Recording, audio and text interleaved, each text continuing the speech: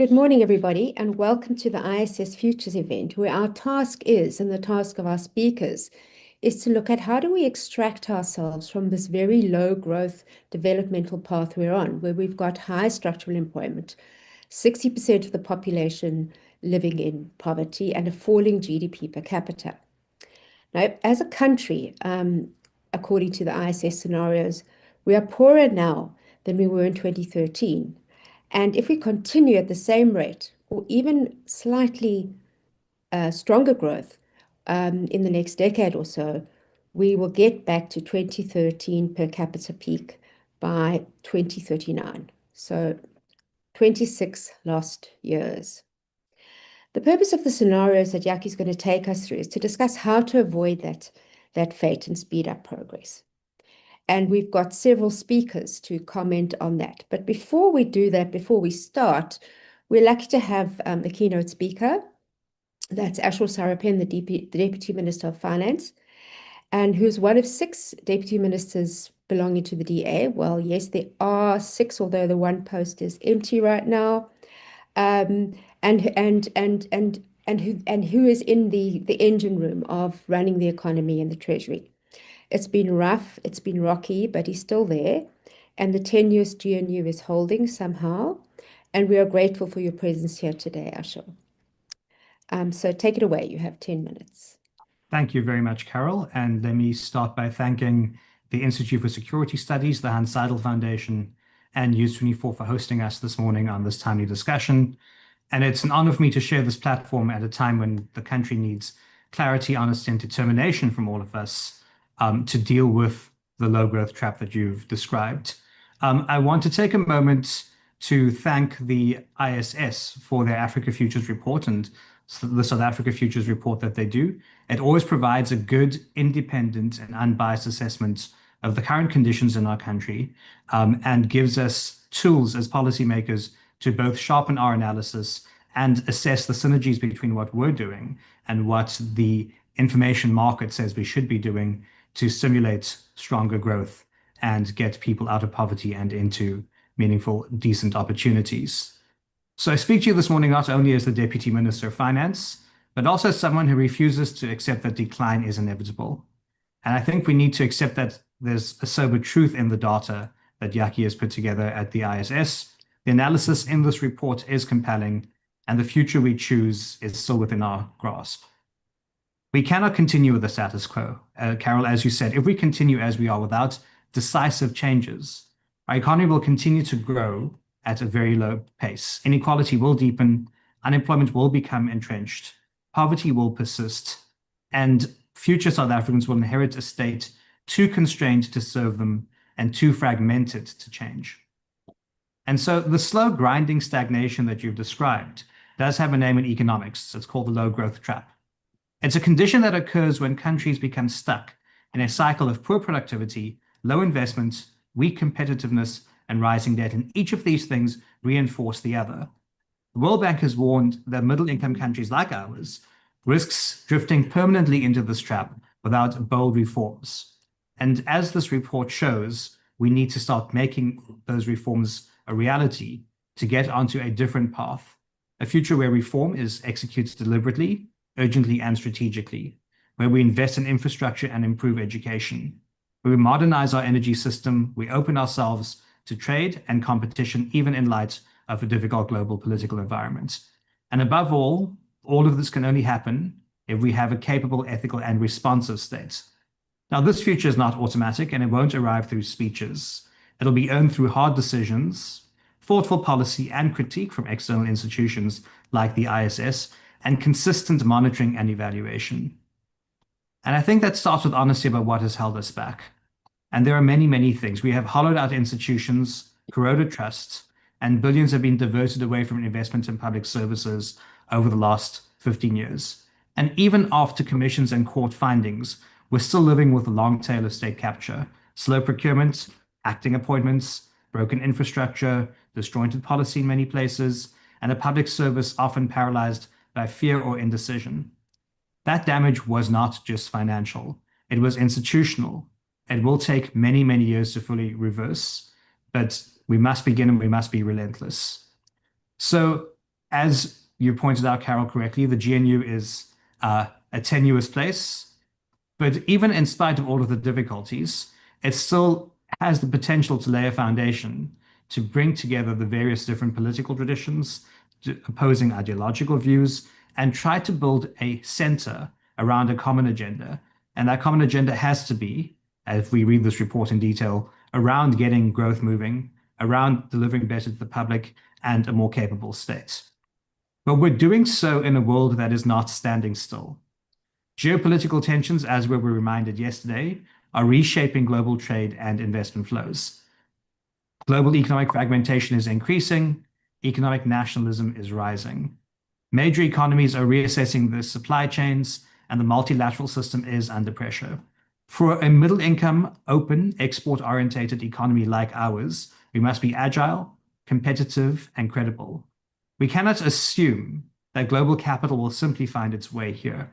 We have to earn it, and we have to be ready to use it well. And so to realize the promise of this GNU, we must make it work through mutual respect, shared purpose, and a commitment to governing in the interests of all South Africans. And as we've seen over the last year, it's not always easy, but it is possible. And I think this report gives us a roadmap that we'll be engaging with today. It models not just where we are, but where we could be, but we must find the right levers to pull in the policy space to act. So I just want to then say that in addition to that, there have been some achievements in the GNU and some key milestones here at the Treasury, as you say, where we are at the heart of certain aspects of economic policy making. We have committed to the markets that we will stabilize debt GDP this year. We will sustain a primary budget surplus, and we will continue to maintain our investment in the social wage and infrastructure. We're balancing responsiveness and fiscal discipline in a complex and dynamic environment. And our medium-term strategy is underpinned by 4 priorities. Firstly, we are committed to maintaining macroeconomic stability by ensuring prudent fiscal management, stabilizing debt, and fostering a predictable policy environment in the fiscal policy space that anchors investor confidence. Secondly, we are working on structural reforms to remove barriers to growth, enhance competitiveness, and unlock private sector investment across key sectors of the economy. Thirdly, we are trying our best to build state capacity by strengthening our institutions, improving governance, and ensuring the effective delivery of public services to all South Africans. And later on today in the Treasury's budget debate, the Minister will speak about some reforms to the PFMA and MFMA. And finally, we will be laying the foundation for longer-term growth by prioritizing investment in public infrastructure that expands access, boosts productivity, and critically crowds in the private sector. And I think that finds some alignment between what the ISS report recommends and what we need to do in the country, at least on the Treasury side, to promote inclusive growth, maintain low and stable inflation, expand job creation and workforce integration, and enabling a just climate transition and reforming the electricity sector. But to unlock investments, we must, of course, unlock infrastructure delivery as well and ensure that our municipalities have the skills, funding, and systems to execute. And I think the scenario in this report that speaks most directly to me was the governance scenario. It shows that by strengthening institutions, fighting corruption, and improving public sector performance and restoring accountability, we can add over $50 billion to the GDP and lift millions more out of poverty. That's not abstract. That's what happens when the state works. But we must acknowledge where we've fallen short. We had an NDP that was derailed by, as I said earlier, state capture. And while it was our long-term vision, we have not had driven coordinated action. And we need to get back to some kind of central piece of policymaking, not as a slogan, but as a meaningful framework for delivery. So in my view, how can South Africa change course? Firstly, we need political will. Reform is often less about designing good policies and more about confronting the interests that block them. Whether in energy, logistics, or procurement, we need to confront the vested interests and put country before comfort.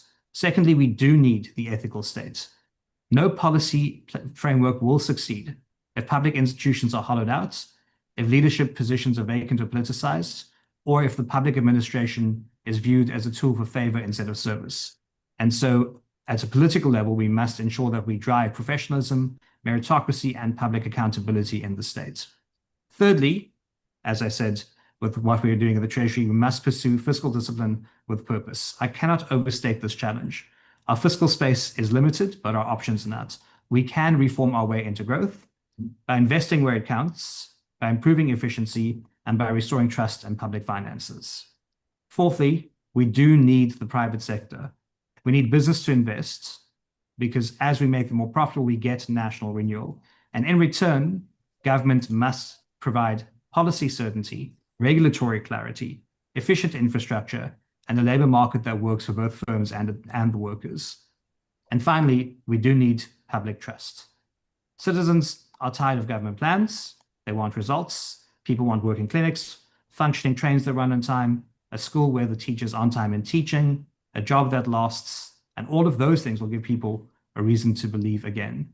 So this report is quite important for us because, again, as I said, allows us to stress test some of our thinking and help the GNU find a chance to begin restoring some of that belief from the public. But our window to act is narrow. The world is changing fast. Global capital is mobile. South Africans are growing impatient. Climate shocks are becoming more severe. And we cannot afford another decade of dithering. We cannot wait to 2039 to get to those 2013 GDP per capita numbers. But this report reminds me that we're not locked into decline, but neither are we guaranteed progress. The outcome depends on what we do now, in this term of office, in this moment. And I really hope that the GNU will not be remembered as an interlude, but that we can find the political will to make it a turning point. So from my side, we'll keep fighting for reform with ambition, govern with humility, and hopefully deliver with urgency. That's what the report tells me, that this is the South Africa that we must choose and the future we must build. I thank you. Thank you, Ashor. That was really interesting. I'm very pleased to hear about the reforms the minister's going to announce this afternoon on the PFMA and MFMA, because one of the problems with government is we've really tied ourselves up in red tape to a ridiculous extent. So I'm excited about that. And I'm also excited about your positivity for the GNU. Yeah, it's difficult, but we've got to do it. I think one of the issues is, which maybe we'll come to only right at the end, is what do you mean when you say, we need the political will? Because everybody expresses the political will all the time, but somehow it doesn't materialize. Anyway, before we get there, we're going to actually look at these scenarios and we're going to look at the options. And what these scenarios have done, what Yaki has done is he looks at sort of if we pulled this lever, let's say the manufacturing lever, what would happen? If we pulled that lever, what would happen? And that's the point of these scenarios. So Yaki's well known to everyone here, I think. He's the founder of the ISSS and he's the head of the African Futures Program. Now, Yaki, you've got 15 minutes. The scenarios are spread over 20 years, I think, 2023 to 2043. And so you've got 10 minutes to take us through 20 years. See if you can do it. Thanks, Carol. We've in recent days, in recent weeks, we've had the one shock after the other. We've had the crisis in the criminal justice sector, in the SANDF and intelligence services, and we've even had the economic freedom fighters speak of evidence of an organized criminal syndicate operating at the highest level in the South African state. We've had the crisis in the government of national unity that we've spoken about a little bit, including the firing of a deputy minister, the discussions around the national dialogue around health and all these kind of stuff. And then we've recently had the challenge from Donald Trump with the 30% tariffs on South Africa from the 1st of August. And we're not sure of that, if that accounts for the additional 10% that he wants to add for BRICS countries. We've also got the ongoing infrastructure crisis, collapse in cities like Johannesburg. So one shock after the other. But I think it is also, as Ashor reminded us, important to recognize the extent of progress. Eskom has added an additional 800 megawatt to the grid by integrating the Dupi Unit 4. 8 months ahead of schedule. We've got ongoing progress with fixing electricity supply. Home Affairs continues to impress with what it's doing on visas and identity documents. In transport, Minister Barbara Creezy has brought private sector in on rail and ports. We've got announcements by the presidency on independence of the judiciary, of course, not yet of the NPA, and that's a big issue. And then we've even got some movement on the cadastral system for the mining sector. So positives and negatives. I'm going to depart a little bit from trying to present the scenarios in any detail, because I'm going to make the argument, I think we all probably recognize, that politics will determine what happens. The essential challenge from a political perspective, as I've often said, is what happens to the urban black vote.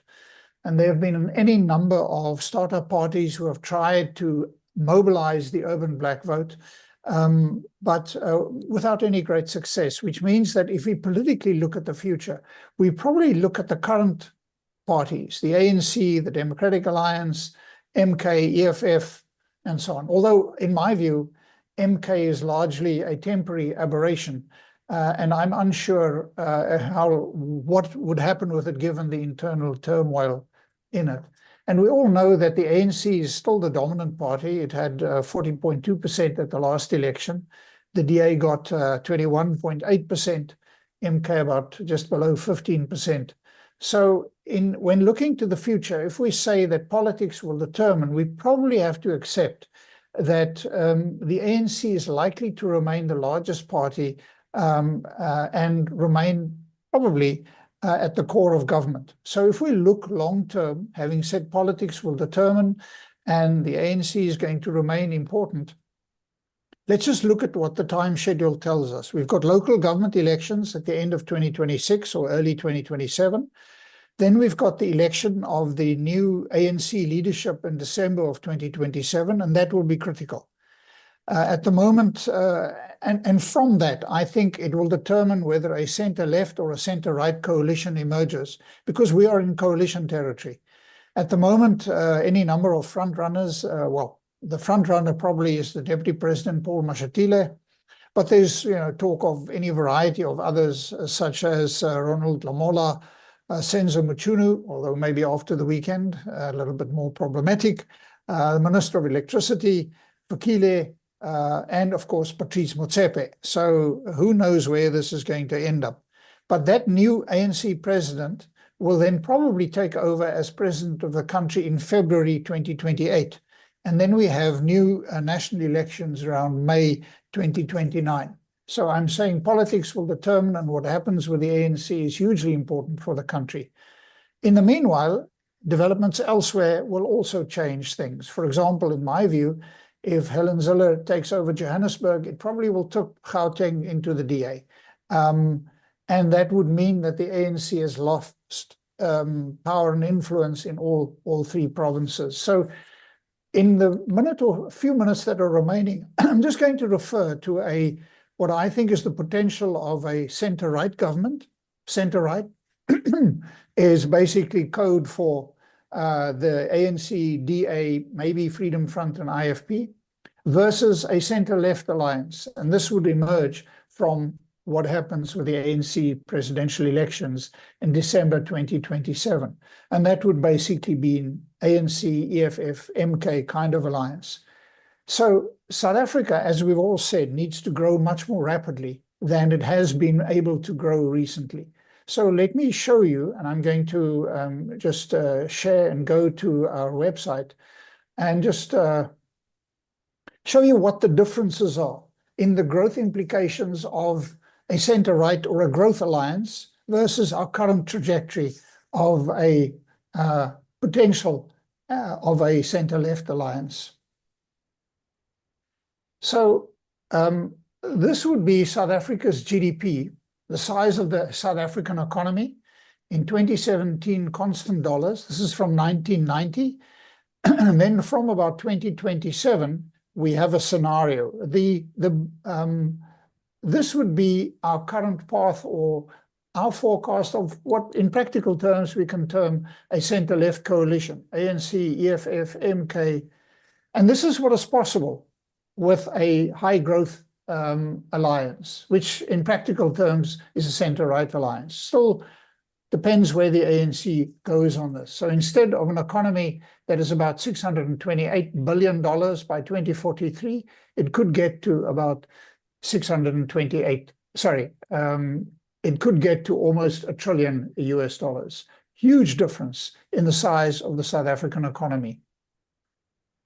This is what happens probably in poverty in South Africa. In recent weeks, there's been considerable debate on the informal sector. South Africa's got a relatively small informal sector, and we simply have to allow that informal sector to expand, to absorb more South Africans, so that they are not that they are employed, even if it is an informal sector. This is from 2020 till 2043. It is the percent of the South African population that live below $6.85, which is the poverty line that the World Bank uses. So instead of 58% of South Africans living in extreme poverty by 2043, it would modestly go down. And the reason, of course, is we have such high levels of inequality in South Africa that even rapid growth means that poverty comes down very slowly. This is showing a line graph of GDP per capita that the Deputy Minister referred to in South Africa from 1990 till 2043. It shows South Africa, and it shows two scenarios, the current path and the high growth scenario, and it compares that with the average for upper middle income countries globally. This is the impact of COVID. This is the impact of the 2007-2008 financial crisis. And from about 2025 onwards, it is a forecast. But what it shows you is the extent to which South Africa is falling further and further behind the average for upper middle income countries globally. We are, as the Deputy Minister indicated, in a slow growth, a middle income trap. And we have created that trap. And it also shows what the difference would be in GDP per capita if we get all of South Africa's economic cylinders firing. We start, there is no longer an increase in the gap, but GDP per capita in South Africa starts to increase, and eventually over long time horizons starts to close the gap. So, Carol, to conclude, without having gone into lots of scenarios and lots of work that we've done, we are now in an era of permanent coalition politics. But as we all see, these are not yet mature relations. South Africa is struggling to come to terms with how to manage a coalition, but that coalition is there to stay. Constitutionally, it is either in which direction are we going to go? It's not that any party is likely in the next 20, 30 years to regain a majority. So we need a pro-growth political alliance beyond 2029. And the way I look at politics, that means somehow the GNU has got to last. It's going to be very difficult, and the key issue, the key moment will be what happens with the ANC's succession elections for the ANC presidency in December 2027. That will be critical. And around that is the question of who can mobilize the urban black vote. As I've tried to explain, is that the ANC and the DA are likely to vie for the status as the largest party after 2029, but they are going to probably need one another, particularly if you're looking for a stable pro-growth alliance. On the other hand, center-left politics, ANC, EFF, MK, will probably result in low growth prospects, and populism remains a threat to South Africa. And as we've seen, the global environment is volatile, while state capture is alive and kicking. I mean, we can only see around the fights so that we've seen around that. So, Carol, I'm going to stop there. I try to not really go into the scenarios and provide a lot of detail and data. We've done extensive work on South Africa's long-term future, which people can go and read. But I've tried to step back and look at the political challenges that we face and how important politics is in shaping our future. So thanks very much for that. Great. Thank you, Yaki. I think that's absolutely right. I think we all know what needs to be done. I mean, how many times have we discussed Busi and Wandile? How many times have we discussed what needs to be done? What can be done in this sector, what can be done in that sector. But somehow we don't get to implement it. So we're going to move into the discussion now, and I want to just do a brief introduction of our next speakers. So Busi Mavuso, she is the head of business leadership South Africa. She's the voice of business. She's the voice of reason. She's the voice of courage. She's not afraid to make herself unpopular when there are things that need to be said to those in power, and we really admire and love Busi for that. Wandile Sihlobo, the most energetic, the most tireless agricultural economist probably in the world, who has actually put, South Africa's agricultural sector on the map in terms of the way policy thinking and the way that economists think about the economy. So really, I can't tell you, every day my inbox is filled with something new that Wandile has done. So unbelievably energetic. He's the chief economist of the Agricultural Business Chamber. So thank you, guys. Thank you for agreeing to be on the show, on the program. And let's start by, we've got a whole lot of lists here, okay? In terms of, what we could do, what South Africa should do. What's your single most important reform that you could do in the short term, let's say, starting with you, Busi, and in the long term? So short term and the long term reform, what's the actual priority? Where do we have to just pin that? Oh my goodness, you have to limit it to one, Carol. Okay. So just one I know. We won't hold you to that. It's the only one. You could just one of the. Okay, right. Absolutely. So I really think that in the short term, and thank you very much for the invitation to the ISS. In the short term, I have to say, amongst the few that I have in mind, which I think the current tariff reimposition and the need for us to probably maybe look at alternative markets is one. But I really think we have a powerful opportunity, Carol, with the municipal elections that are actually coming up next year, right? It is 2026. It is in the next 12 months. Carol, we can vote differently. Carol, we can choose different leaders. When I engage with this report, when I look at what has been put together, at the conclusion, it talks about the importance of having the right leadership, as some of the recommendations. It talks about the fact that the need, if we are going to achieve sustainable growth and reduce inequality, we must focus on competent leadership, on evidence-based policies, and fostering a culture of accountability and inclusivity. And I really think that we often give our power away as the electorate in terms of putting the right people in power, right? I mean, look at Joburg, look at the decimation, look at the mess. So as long as we continue as the followership, we often think that the power is with the politics. We actually are wrong. We put them in power. We give them the mandate. We allow them, to do whatever it is that they are doing. So I really think that people can vote differently, and we can actually take our power back and put leadership that is actually intent on really building the economy and changing things around.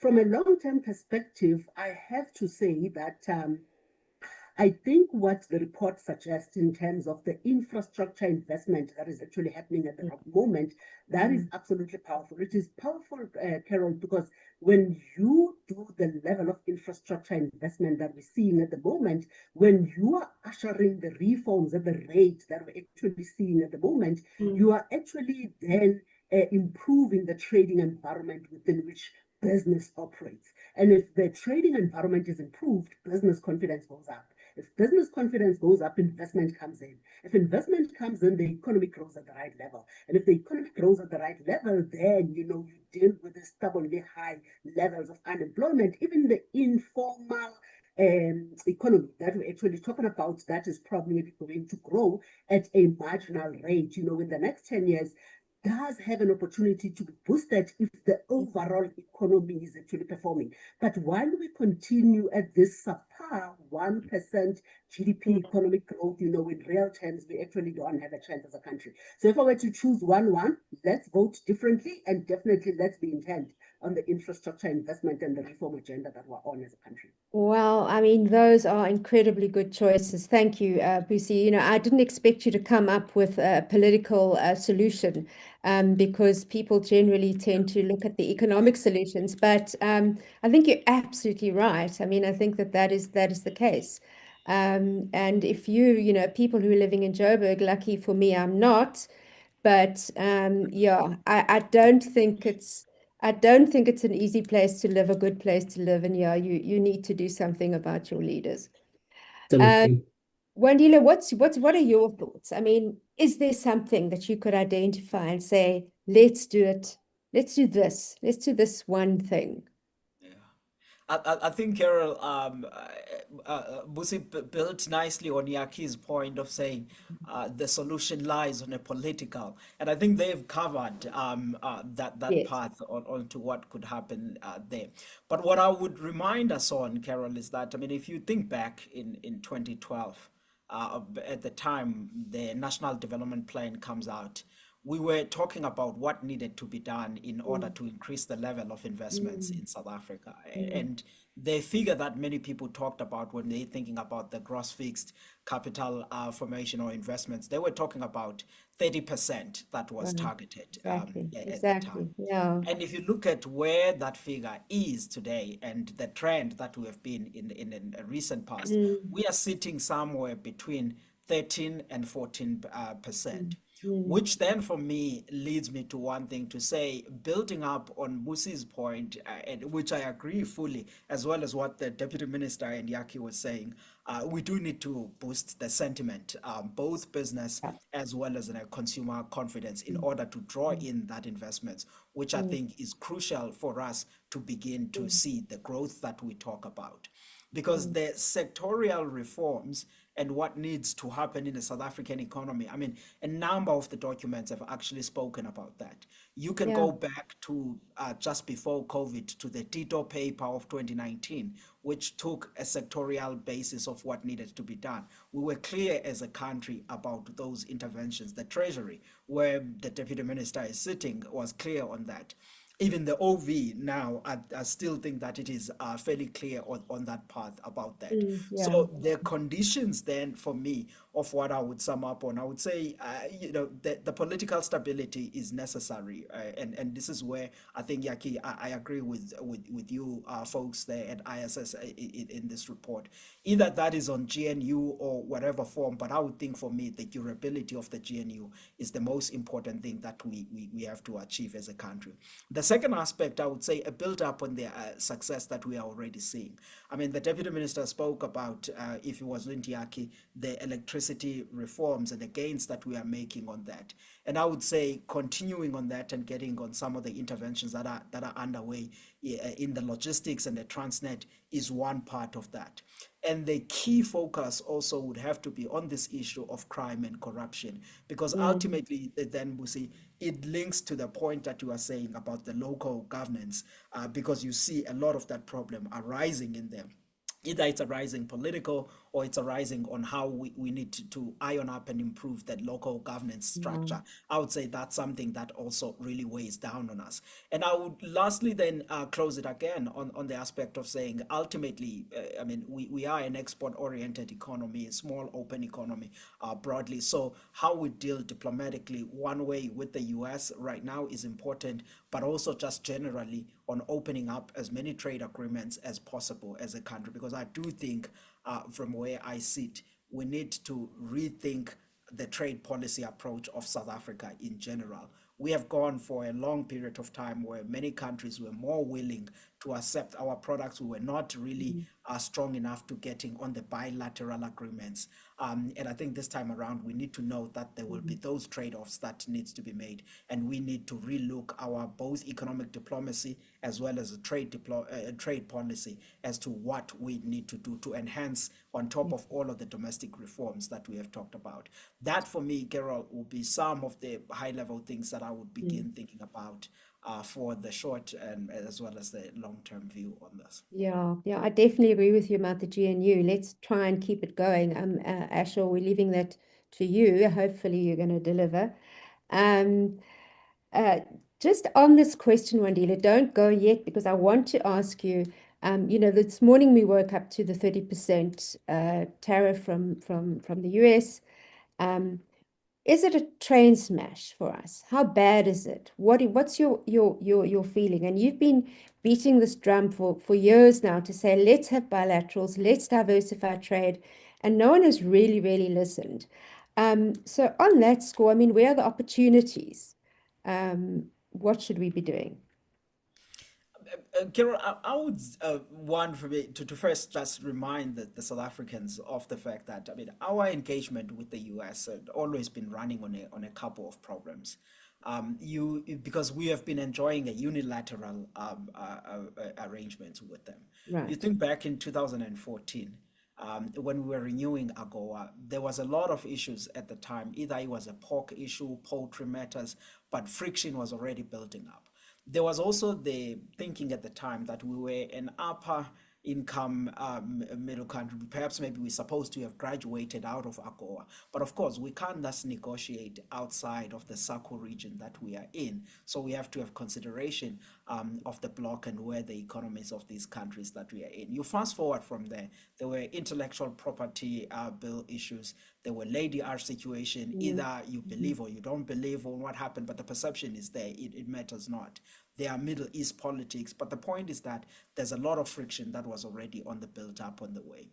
What that for me that sent at the time was that we could have perhaps maybe moved equally as Kenya was moving, where they started looking at the bilateral agreement with the US. But we couldn't do that fast enough while we were still having the SACU nations holding a slightly different view with where South Africa was sitting. But we are here now anyway, and most of them are facing way more higher tariffs than we face.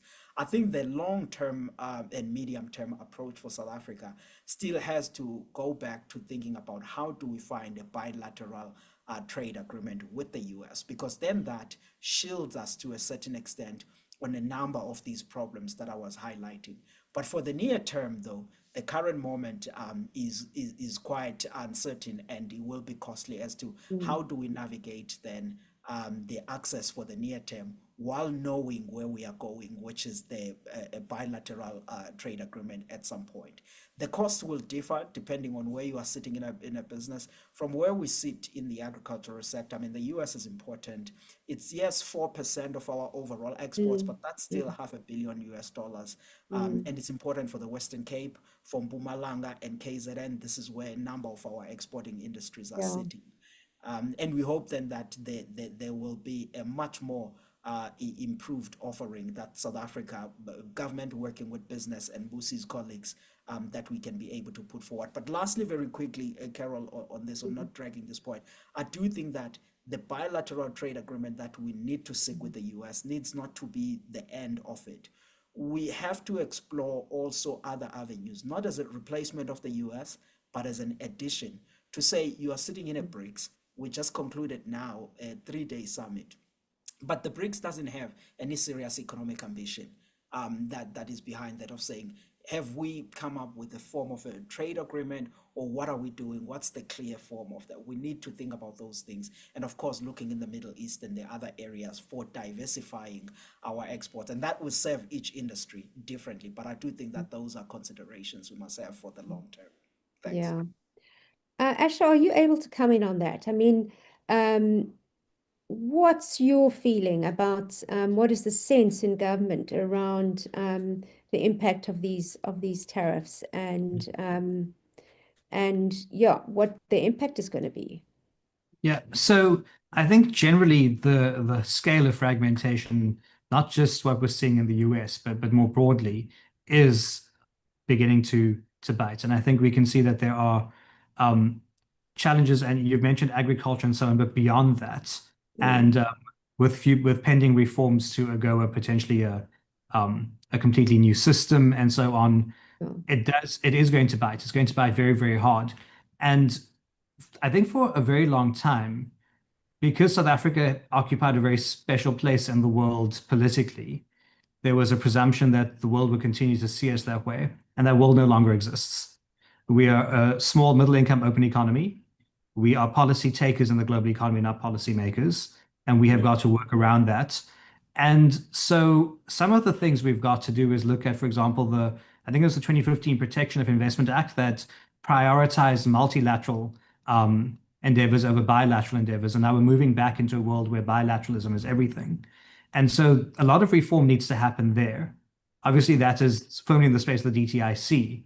But if you were to ask me where we could make the most difference right now, it is in going back to and revising that act and understanding that we need the flexibility, particularly on maximizing bilateral relationships, because that is what we're heading to. And as I said, we don't get to choose the world we want to have. We've got to work around the world that's presented to us. And we need to acknowledge where we are. So I think that sort of thinking I'm beginning to see with my colleagues in government and so on is beginning to step in, and reality is dawning on everybody. And that's why you see a lot more pragmatic responses to these things rather than ideological when they do happen, which is only a good thing. Right. No, that's a very useful contribution. Thanks. I think a lot of us probably weren't aware of that law, but so that's at least a practical thing that we can do. I mean, Brucey, you've been business has been very involved in trying to sort of smooth over relationships with the US and so on. And I actually just think that was useful, Wandile, that you put in context. Actually, they've had grievances with us and our trade issues for a long time. So that was useful. And we kind of were a bit complacent because of AGOA, and we didn't actually address them. Brucey, I mean, from business's side, I mean, what's your reaction to the tariff announcement and what can be done, what should be done? Absolutely do share Wandile's and the Deputy Minister's sentiments. I think we often, especially in the public domain, we actually downplay the significance and we trivialize the importance of what the economic impact of this is going to be. It is actually going to have a serious economic impact, especially when you look at the fact that we're already an economy that is struggling. We already have so many challenges. We already have such high levels of unemployment and so forth and so forth. So I don't think we can actually downplay, the significance of what this is actually going to mean. US is a crucial trade partner for South Africa. In 2023 alone, we exported about approximately 2.2% of South Africa's GDP to the US. The trade supported about 426,000 jobs in South Africa, as of the fourth quarter of 2023. And that just highlights the importance of our economic relationship. There's approximately 600 US companies that operate in South Africa, many of which utilize the country as a base for broader regional operations. And the total stock of the US investment in South Africa is obviously valued at about 137 billion rands, which still underscores the importance of this economic relationship. So I think that is what is at stake here. It's very interesting, Carol, without naming the company, and I mean, this was already at the beginning of the year. I don't know if that has actually a change and actually has shifted ever since. They were told that they cannot use, I think they had US visitors here in South Africa, and they wanted to put up these US visitors, obviously a US-based company in South Africa. They wanted to put them up in a particular institution in South Africa, hotel and whatever the case is. And they already are restricted, in terms of which companies they can actually utilize and they can actually be seen to be in bed with. I mean, look at what's happening, with the MTN Iran. I mean, the letter is in the public domain where Congress actually wrote, to the Bank of New York saying that we are worried about your sponsorship of MTN Iran. That is in the public domain at the moment. That is the kind of pressure that we're actually going to continue to see on South African companies, on US companies operating in the US in terms of what they can and cannot do. DEI, has actually been rendered useless, in the US. What does that mean for the 600 US companies that are actually operating in South Africa? Do they continue to observe it? The issue of the impact of climate change, which is big on our agenda, to the US companies operating here all of a sudden. So this can actually go in a whole lot of different directions. This is dangerous for us, Carol, because the targeted, efforts and focus on South Africa is actually intentional. It is strategic, it is very deliberate, so we seriously, are under siege as a country. And I think we're really going to have to try and find ways of how we actually navigate this. And we're going to have to continue engaging with our US counterparts. We have to find a resolution. We don't have the latitude of walking away and trivializing the importance of this relationship.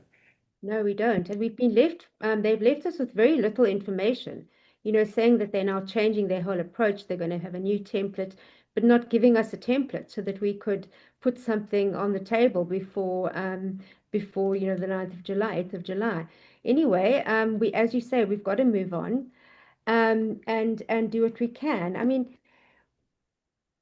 in terms of sort of the big picture, I mean, what we really need is to get growth going. And that would be the change. But I mean, we've kind of been unlucky with all of these shocks. But that said, businesses put an enormous amount of effort into assisting government now with the logistics crisis and the electricity crisis and so on. But we're still not seeing the needle moving. The needle hasn't moved on growth, and it's been quite disappointing. Why is that? Are the structural reforms, are they too slow? When are we going to get some sort of payoff from that? If you could come in on that, Busi and Ashor. Yeah. Deputy Minister, do you want to go first? I'll let you go first, ladies first. Thank you. Thank you so much. It's interesting. We actually had this conversation with Minister Barbara Creecy. I think it must have been at the beginning of the year, talking about the work that we're doing in terms of trying to fix Transnet, and what that is actually going to mean, for the institution, for the economy. And a very pertinent question was asked, which said, what are we doing to ensure that the business that Transnet has lost, the business, Carol, that has gone to Namibia, that has gone to Mauritius, that has gone to Mozambique? Very interestingly, I actually spoke to one of the CEOs who run one of those companies who are now actually exporting and importing from Namibia. And they're actually saying, we have found that it's actually cheaper to actually operate from Namibia, So it's actually interesting. We are doing all of this work with the hope, that things are actually going to automatically go back to normal. Investment moves on, capital moves on, clients move on. You can imagine, the kind of investment, the long-term agreements that a whole lot of these companies have actually made, with these ports, for instance, with these countries, because this is at the core of their operations. When Transnet gets their house in order, do they all of a sudden, renege on those contractual agreements because all of a sudden we've actually decided to wake up? I think that is the risk that we probably maybe might not have factored in as a country. I think the Deputy Minister puts it well. I think we have been in this privileged position for so long as a country, and we continue to think that we are a special case. We are not anymore. We are sitting in an environment where there is serious tight competition competition. But I really think that the reform work that we're actually undertaking is actually going to be critical, and we have to be intent on doing that. We have to continue to ensure, that our environment is a conducive trading environment. Again, with the current tariff reimposition, with Africa being the continent that is actually going to be growing at a bigger rate than all the other continents, in the world, with us going to be having 2.4 billion people in 2050, we are the market of the future. So what is it that we're doing as South Africa, especially with our privileged position, being the most resilient economy in the continent, being the most diversified, being the most technologically advanced, being the most, the biggest, at the moment, and so forth. And what are we doing to actually ensure, that we can actually claim that position when investment, starts knocking at our doors, as it were, when Japan, when South Korea, when Thailand, all of these countries are the countries whose tariffs have been reimposed, just like us yesterday. They're going to look at different markets. So they have to see South Africa, as a worthwhile investment destination. But economic growth, Carol, is also a lag indicator. It's not a lead indicator. So I think we are naive to think that we're doing all of this work and we're immediately going to see results. It actually is going to come, but it's actually going to take time. We just need to be intent on it. So yeah, we are on the right track. We need to continue staying on this track. I'm very excited about a whole lot of ministers that are in this government of national unity. Their commitment to the government of national, to the reform agenda, the work that they've done, the visions that they've articulated. Minister Dean McPherson speaks about, the construction book of 250, billion rands, if I'm not mistaken, worth of projects, or 250 projects, 268 billion worth of those projects. We need to actually ensure that when capital knocks, G20, we're hosting G20 this year. We're going to be having all of these prime ministers, presidents, ministers descending, in South Africa at the end of the year. We need to show that we're a jurisdiction that matters. We need to show that we're a market that has a lot to offer. We need to show that we're a country that is heading in the right direction. And reforms is the one fundamental and sustainable way of actually showing that. Yeah. So we've got those reforms. We've got that reform program. It is slow. Minister Sarupen, Deputy Minister Sarupen, would you like to come in now on the issue? Why is the needle not moving on growth, and when will it move?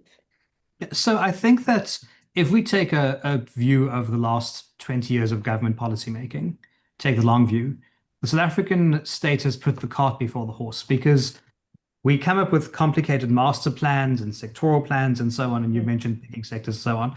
But there are lots of horizontally applicable things in the economy that matter that haven't been given enough attention. And the base of building an economy and getting growth is actually safety, security, and the rule of law. Now, under state capture, the rule of law broke down. And then, of course, safety and security has always been an issue. Nobody's going to come and invest and put capital into a country, particularly fixed capital, if that's going to be stripped for scrap metal and so on. And so that base level of our economic pyramid, if you will, is not in place. And then once you've done that, once you fix safety, security, and the rule of law, and of course we do have some positives there. We've got constitutionally entrenched judicial review and so on, but that doesn't function, and we must be honest about that. And until you get that fixed, the rest of the measures you make and competitiveness don't work. So until you get that fixed, growth will continue to suffer. Once you've done that, you've got the base level of economic infrastructure, your network industries largely. Our communications infrastructure works because it's largely run by the private sector, and it's run fairly well. But then you look at the rest of our network industries. Energy is largely a state-owned monopoly. Transnet, as Busi Siwe rightly pointed out, is a state-owned monopoly that's failed us as well. And so getting that sorted and fixed, and we should have been on this reform agenda that we are now 10, 12 years ago, anticipating these single points of failure in the economy. The Electricity Regulation Act does foresee a future competitive energy market. But the question we now need to confront, why is it not moving quickly enough? You can have the act, but if you've got a single market player that has 86% share, which Eskom does, you're never going to have a competitive market. And so you've got to take measures, not just to put it into place on paper, but also in reality. And that's where the blockages sit in growth as well. So if we can sort out those two things, the things that affect every single business, if you can make every South African business more competitive, more able to reach markets and more able to export and to secure their asset base suddenly you would get growth without having to start a single new firm. And or have a new master plan. yes, exactly. Exactly. And all those things are addressing much higher parts of the economic pyramid when the foundations are quite shaky. And so they will never achieve results until you resolve the foundations. That's my analysis of why we're not getting growth. That is really a great way of looking at it and really, really helpful. Thank you. Thank you, Ashor. I mean, Jackie, I don't know if you want to come in here with anything because, I mean, apart from your futures work, you are a security expert. And I do agree that, the fact that you haven't got anyone enforcing the rule, if the rules can't be enforced, just the basic rules, like, can I hold on to my property when I invest in South Africa, can I hold on to my property when I park my car here? If those sorts of things are not possible, yeah, we're not going to go anywhere. How does that feature in your scenarios? And maybe give us a little bit from your experience, what has gone so badly wrong? Carol, thanks very much. We have lost the rule of law in South Africa. It is as simple as that. Nobody believes what the reforms that are happening. At the start of my talk, I gave a list of positives and negatives. And we have a criminal justice system, a security establishment, which is corrupt, which is incompetent, which has literally not come to the table. And particularly if you look at the various commissions of inquiry over decades that have looked at the police, that have looked at intelligence and so on and so forth, none of their recommendations have been implemented. We keep on stumbling along in terms of the one challenge to the next until the police commissioner of KwaZulu-Natal stands up and says, but, I mean, this is crazy stuff. I don't think, for example, that much of the intelligence community can be fixed in the normal way. You need to bring in somebody who is going to clean it out and fix it from the bottom up. Take policing. Policing is not rocket science. It's fixing the basics. It is devolving some authority and powers, changing a mushroom structure, which has got lots of brigadiers and generals at the top, and pushing the responsibility down, privatizing, outsourcing some of the functions, forensics and so on and so on. It can all be done. What is missing is a growth mindset. We do not have a government. Now, that has changed to a degree with the government of national unity. We see ministers competing. We see changes with Creasy and with infrastructure, energy, and so on. There is real movement.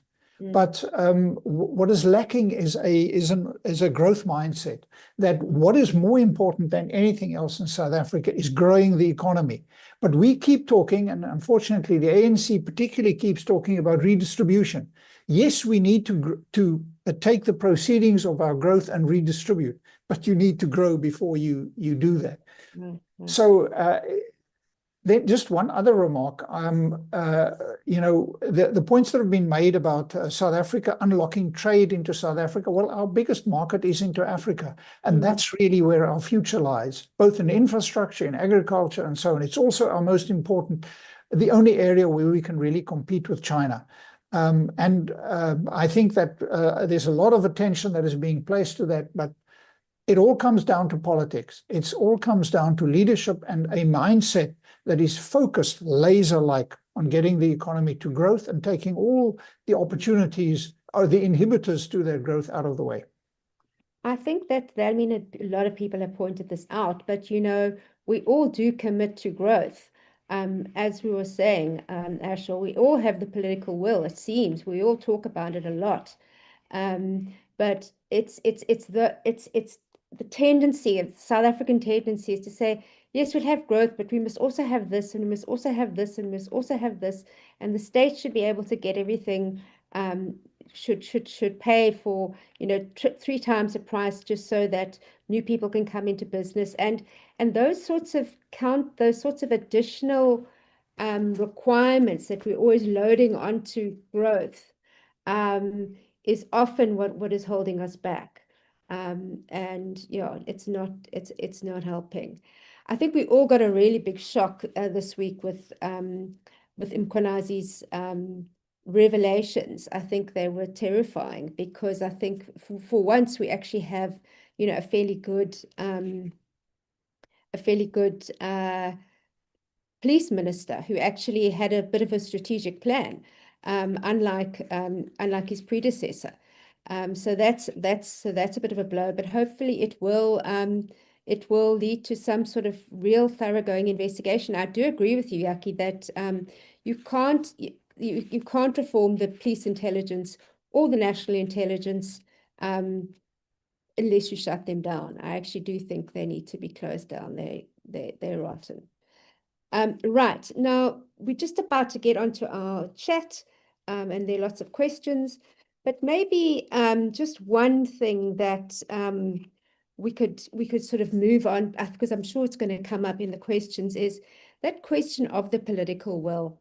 Have we got what it takes? So we can talk about what we need, all of these, what we need in terms of moving the needle on growth, but have we really got what it takes? Have we got that commitment, that sort of single-minded commitment to growth? I mean, what's your view, Wandile? Carol, on the political will, that's a tough one. But I think the Deputy Minister Busi will have a bit to say about that.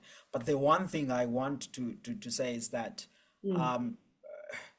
look, the reforms and much of what had happened, the payoff of that, yes, the points that have been made, I accept that, but I do think that there will be a time lag before we start to see some of these things showing up on the growth figures. And secondly, the most important thing that I think we need to work on, in addition to the crime matters that the Deputy Minister was speaking about, is for me the local government. Because at the end of the day, the economy and the business and all of those things happen at a local level. We can talk in Pretoria, set up the strategies and do all of those things. But if I have to set up a factory and do that, I will work on that in Lichtenburg, in a town. If that town doesn't function, and then all things grind to the stop. I do think that cleaning up the local municipalities, making sure that there's professionalization of civil servant at that level is something that we have to do. And linking then to your point about the political will or not, I do think, I don't know this, we'll see how this could be done, on how do you get the professionalization of a civil servant to the extent that you insulate them from the political dynamics. Because if we all accept then that we are getting on a GNU environment for the long term, looking at where Yaki was pointing us to, we can accept then that the political dimensions, as this GNU evolves and matures, they will have volatility every now and then. But you want to allow those political formation and maturity to happen, while at the same time, the civil servants maintain on their professional work. As to how we achieve then that level of professionalization is something that I think we have to begin to thinking about. And I do think it has to start also within the local, the municipality level, at the local level. And I would say those reforms needs to be tied up with the point, Deputy Minister, you were talking about cleaning up and making sure that the rule of law. Those are things that I think we need to reflect deeply on as a country as well, in addition to the points that have been made. Thanks. Yeah, yes, that is one of the questions in the chat about, the civil service, and how do we get to a situation where career bureaucrats are selected on their skill and then are held accountable for what they do. And I do think that there are some attempts there in the pipeline. There's this professionalization of the civil service. There are various other things, but I think that we're not really seeing accountability. Are we, Yaki? No, we are not. I think, controversial as this is, at the heart of that problem is the way we have implemented Black economic empowerment. Instead of enabling and empowering people through education and unlocking growth, we're trying to fix the problem at the end. Instead of fixing the problem where it should be. I'm a white South African, this is a difficult issue to address, but I really think we are fixing things the wrong way around. So that's one thing. The other matter that I posted about now in the chat function that I think in the short term is very important is independence and of the NPA and the appointment of a successor to Shamila Batory.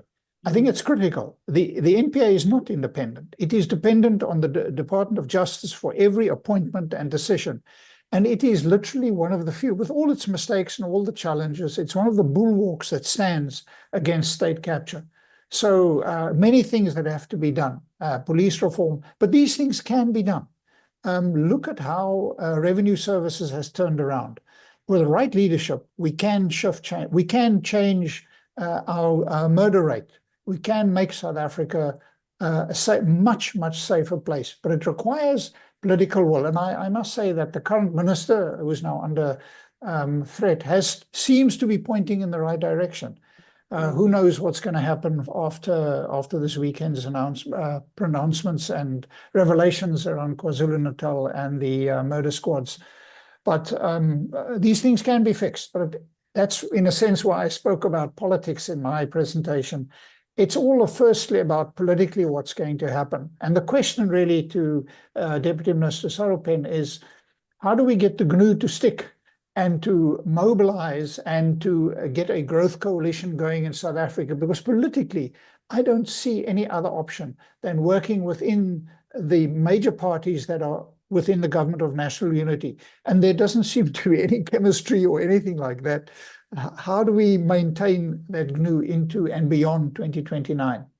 So I'm going to let anyone come in on that. I won't just put Deputy Minister Sarupen on the line.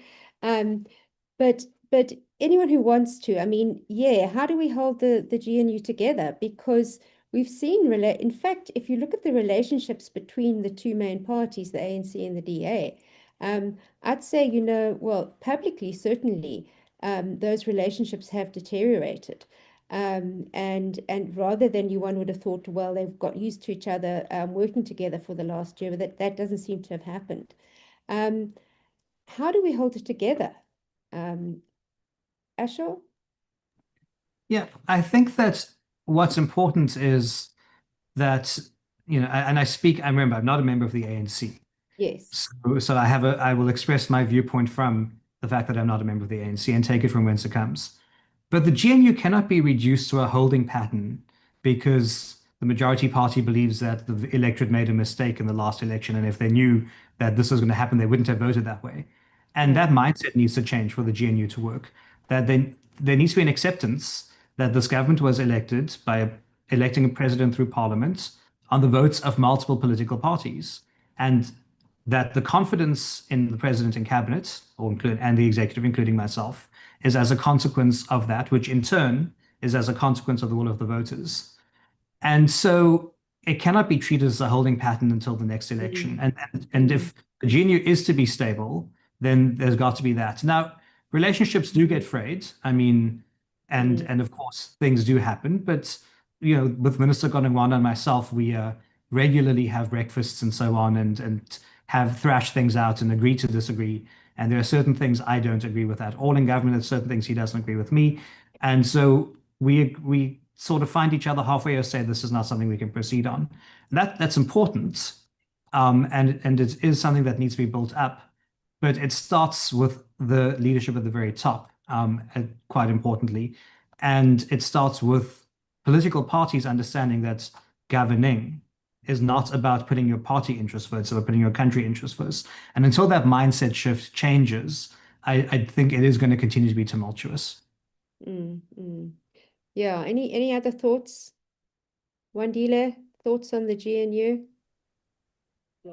No, I think the deputy minister summed it well nicely about putting the interests of South Africa first. Yeah. And I mean, Carol, you and Busi may remember this in some of the exchanges, even before the formation of the GNU, when people were looking at the ANC policies, DA policies. There was a lot more that was in agreement when people were looking at those documents that were overlapping.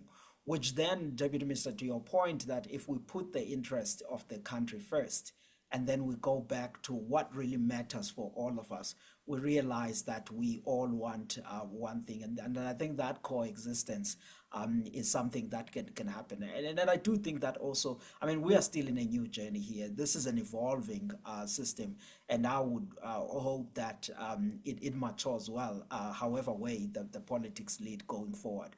But while we are still here, that insulation and professionalization of civil servants begins then to be so important, so that when there is friction, not everything grinds to the halt. We can still continue and be a functional country and deliver to what is expected for any country to do. Thanks.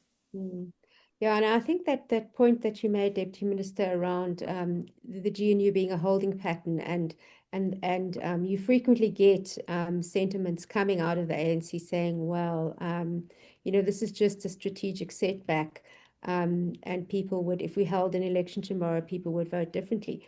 Well, I suspect, I would even put money on it, that we're going to see that not happening in the local government election, especially in Joburg, which I think is going to be pretty decisive in terms of yeah, where we're going as a country, and the extent to whether people will change their vote or not. Questions, right? We have a question from somebody saying that the economy is too protected, having so many oligopolies in a key sector like banking. Eddie, are our banks too concentrated? Are they the problem? Are they not extending credit? Who wants to come in on that one? Maybe I'm going to get Busi to come in on that one. So, Carol, the oligopolistic nature of our economy is not just in the banking industry, it's in the majority of the industry. I mean, you look at a lot of industries, you've got the big four, you've got the big five. But I think there is something to be said about also recognizing and appreciating the importance of having such big businesses and their ability to weather the storm, especially when we find ourselves, you know, in this difficult economic climate, you know, that we're actually operating in. You don't get a flourishing small business environment and informal sector without big businesses doing what it needs to do, right? Because I think it does actually provide, you know, that environment. You know, they've got the buying power, you know, they can withstand, you know, the economic volatility, you know, they actually are operating on a different level than they. So I really think that there is something to be said, you know, about actually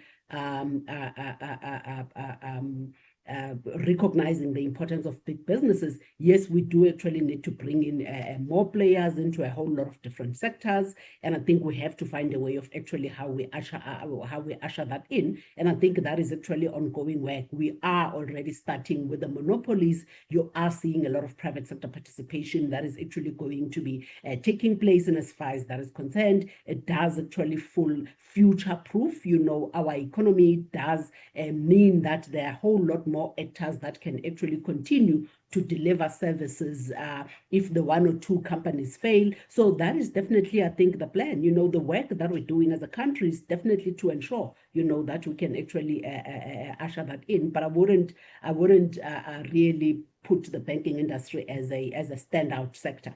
You know, it's work that we actually have to do overall in terms of reshaping our economy. Right, yeah.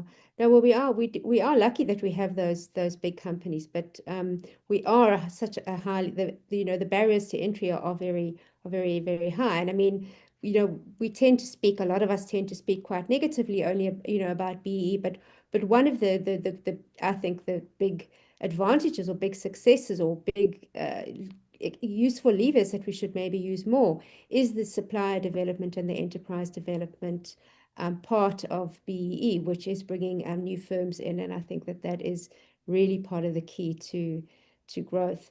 Okay, we have a question here for the minister, the deputy minister.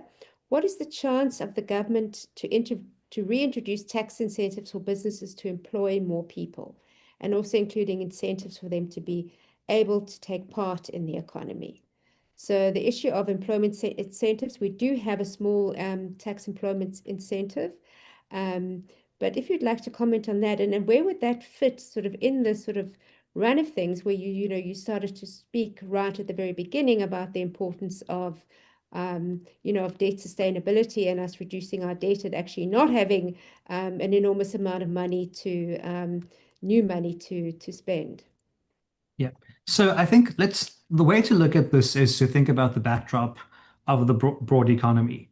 Why are businesses not hiring in the absence of a tax incentive? The first is because after 17 years of load shedding, a lot of capex has been sucked into load shedding proofing businesses. So money that would have been spent on employment and expansion has been spent on basically securing your energy supply. And so even when load shedding is alleviated, you don't see employment growth. And so there are all these other barriers before you even get to the tax system that need to be alleviated. So even we do have the employment tax incentive to get young people into the system. It hasn't generated the kind of results that we would have wanted over the last, now it's been since 2013, I think, and it hasn't produced the kind of results because the baseline for the economy is not there. And so job growth isn't there. The other thing is that a tax incentive on its own probably won't achieve what we wanted to achieve because we've got to get to a point where the overall tax system is competitive with our peers and our competitor economies. Our tax to GDP ratio is 27%. The OECD average is 17.7%. The African average is around 14%. And even when you look at our neighboring countries, I think Eswatini's slashed their corporate income tax rate to under 20%. Namibia is at 24.5. We're at 27. And there's a lot of pressure from other political parties to raise the corporate income tax rate in South Africa. So if you're going to free up working capital, you've got to stabilize energy supply and logistics and so on, so that they can expand, and expansion leads to job growth.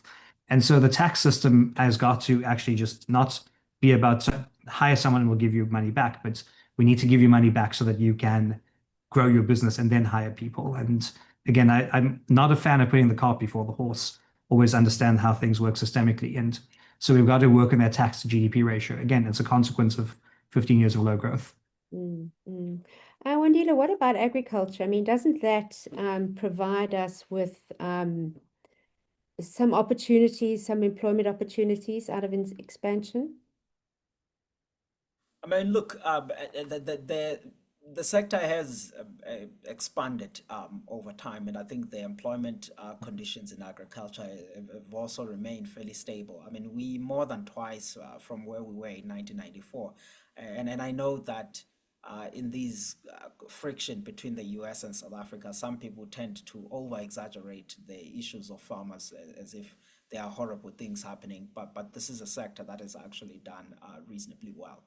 And where that growth of more than double since 1994 has come about is perhaps maybe on two things.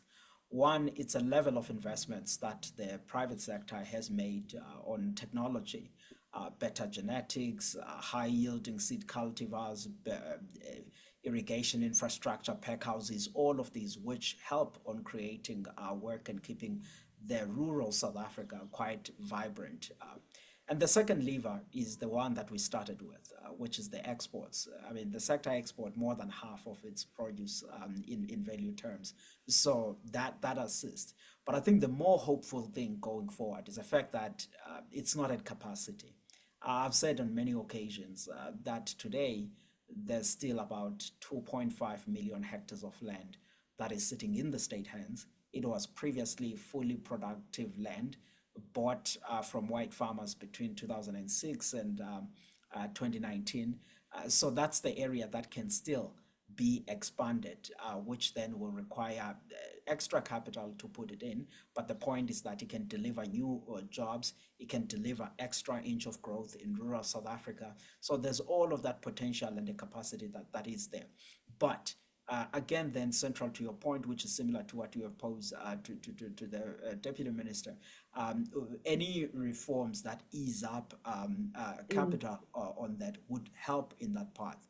But ultimately, where all of this, especially on a sectoral basis, or still comes back to, is to whether you've dealt with crime, rural crime, stock theft, basic things like that. Because then that, while we think it negatively affects large businesses, it actually affects more medium and small black businesses that can't have to deal with all of this rural crime, and then he washes them out. While if you are a large scale, it will be costly. You can't expand, similar to the electricity point you are making, Minister. They spend then that money on security in this time around. But I do think that this is at a crux of it. And then after that, it's your roads, it's your municipalities, it's the governance, and just doing the basics right. And that unlocks this. And I think in turn, then, it really begins to help the small and the new entries to this point. Because just a quick last point here, Carol, you made a point to Busi, asking her about the oligopolistic nature of our economy on banks and everywhere. But I do think that the points we have been discussing here all along are the ones that present enormous cost to new entrants and the small businesses in here, because they make the operating environment in South Africa quite difficult. Right. The bigger ones that are already there, they are able to insulate. So if we want to help and make the small and the medium and informal businesses to operate better, then let's solve the basics. And I think that's how we will get by. Thank you. Yeah, I think that's a really strong conclusion coming through out of this morning's session, and grateful for Ashor for putting it on the agenda. So, Carol, can I just add something to that? When we modeled 8 sectors in the South African economy and then compared their relative impact on growth. And we were pleasantly surprised by the positive potential within agriculture. South Africa is an upper middle income country, and the largest growth potential comes from manufacturing, as one would expect. Also free trade into Africa, and of course better governance, as the Deputy Minister mentioned. But agriculture has got lots of potential. The main problem and challenge, of course, eventually is how do you move from communal land tenure into private and to freehold title, and that is a political challenge that we will face. But that's really where the great potential lies, in addition to what Wandile has mentioned. I'm going to throw another one to you, Yaki. Given this sort of directly to the points you were making right at the beginning around the politics is what is going to change us. Given South Africa's voting apathy, realistically, what do you think are the chances of change? I mean, the trend we've been watching in elections has been that people stay home. And people are opting out of the system. They're looking at their own interests, and there's a sense of defeatism and negativity in South Africa that we need to change. And that needs to come through political mobilization, through leadership. And that's really the critical issue. It will come through determined leadership that can turn South Africa around. And it always comes back to that single issue. We all throw stones at Donald Trump, and he's a remarkably despicable man in my view. But he shows leadership that is quite amazing. And whenever you travel across the continent, I was in Abuja a week or 2 ago, we launched a big study on the future of Nigeria. And there's the same challenges. I mean, they're even more negative about their country than most South Africans. But the demand, the need for leadership that puts their country first and acts. And that's where we have. South Africa's got all the ingredients for success, all of them. What we need is leadership. We need to hold people accountable, and we need to demonstrate that we will hold people to account. Our solution to everything is a commission of inquiry and wait 6 months or a year or 5 years before we do anything. There is nothing in South Africa that we haven't researched and know what are the problems. We just need to implement them. But that's why I started and I finished my intervention really not on the scenarios that we've modeled, the sectoral scenarios, which levers would we pull, but starting with the heart of the problem. And the heart of the problem is basically political leadership, and it's within the ANC. It's the dominant party. It has been the dominant party. That needs to change. It's going to probably remain the dominant party in South Africa beyond 2029, meaning it could be the largest. It's not a given. It may not be may not be in government. There is a chance that the ANC can be ousted, but then we need a growth alliance to put together, and that really is the challenge that we face. And I can't emphasize this more enough. Leadership can change South Africa, and that's where we have to find a way of unlocking that, whether it's through elections and our electoral behavior, as Busi says, whatever the case is. But and there are green shoots, make no mistake. A lot has changed the last year or two. But these things, as Ashor has been saying, take time to weave their way through the system. And growth and turning South Africa around will take time, but it is possible. I think maybe one thing that we need to also just in that relationship sort out is the relationship between the National Dialogue and the National Planning Commission. We need a vision. We need to decide where we want to go and then implement that. And I think that there is a complete mismatch. Sorry, somebody was trying to come in. Yeah, no, Busi was going to come in. I'm going to ask everyone just to give their concluding comments now as well. So Busi, yeah, please do come in. Yeah, absolutely. I think I just wanted to dovetail on the point that Yake was actually making, and as far as political leadership is concerned, it reminds me of what one of the greatest Pan-Africanist, leaders that we actually have in the continent always says, that, the political hygiene is the problem that we actually have, not just the South Africa, but the African continent. He makes this analogy, that if you continue to elect a clown in the hope that he's going to become a king, what that clown does is he converts the entire kingdom into a circus.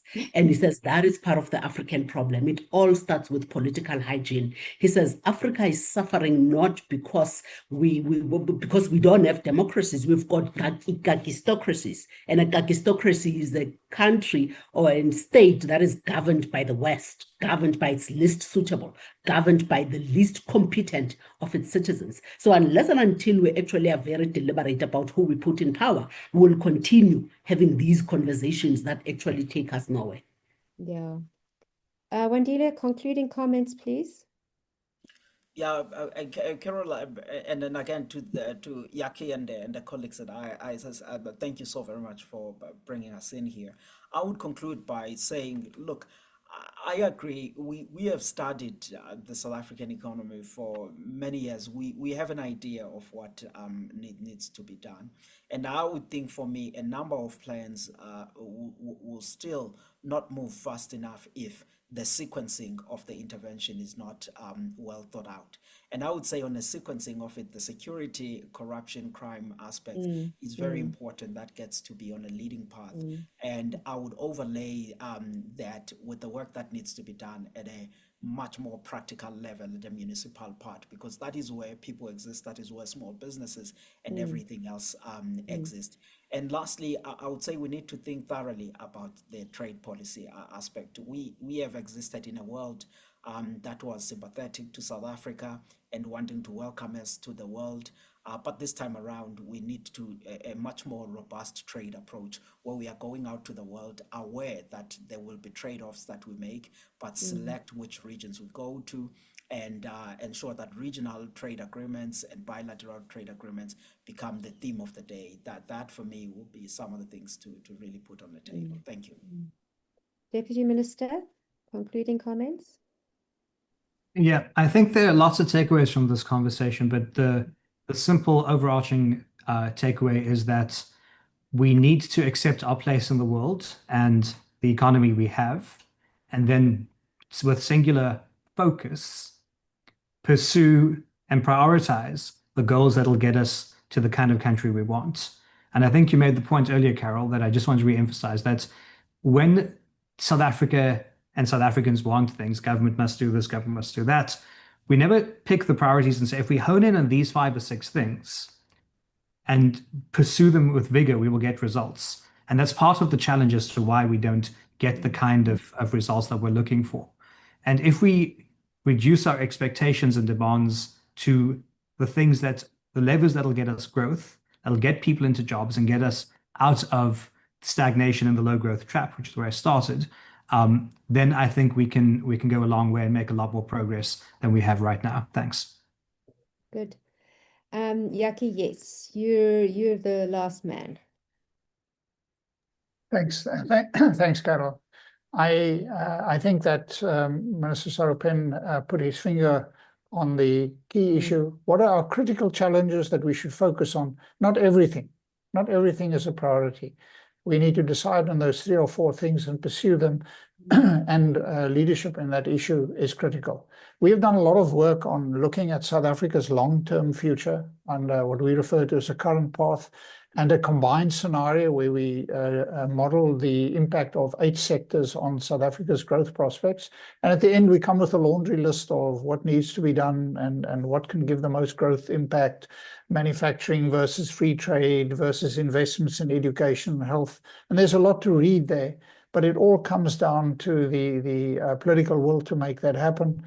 And then I want to make the point that I think it's very important, I referred to it a bit earlier, that South Africa, despite all the analysis, the discussions that we've had about plans and the lack of implementation, we do need a new national development plan that sets out clearly what are our problems and then what needs to happen. And the national dialogue needs to fit into that, and we need to harmonize those processes. This need not be a massive 700 million rand process. This can be done. I think the way that Trevor Manuel did it with the National Development Plan in 2012 is an example of how to proceed. But we need to set the country on a direction and clarity, and then we need to get down and do it. And we know what needs to be done. We just need to do it. Yeah. Thanks very much, Carol. Thank you. I really have found the discussion really interesting and actually quite inspiring. I mean, I think we've seen, so many suggestions and good, thorough kind of inputs on where we could go, what we could do, and what the priorities are. So I've really enjoyed it. And so thank you, everybody, for joining. Thank you to the ISS. Thank you to the Hans Seidel Foundation, the European Union, the Open Society Foundations, and the governments of Denmark, Ireland, the Netherlands, Norway, and Sweden. I believe those must be the people who are paying Yaki. And thank you, everybody, for joining us. I hope you'll join us again soon. Thank you. Thank you. Thanks. Thanks, Carol.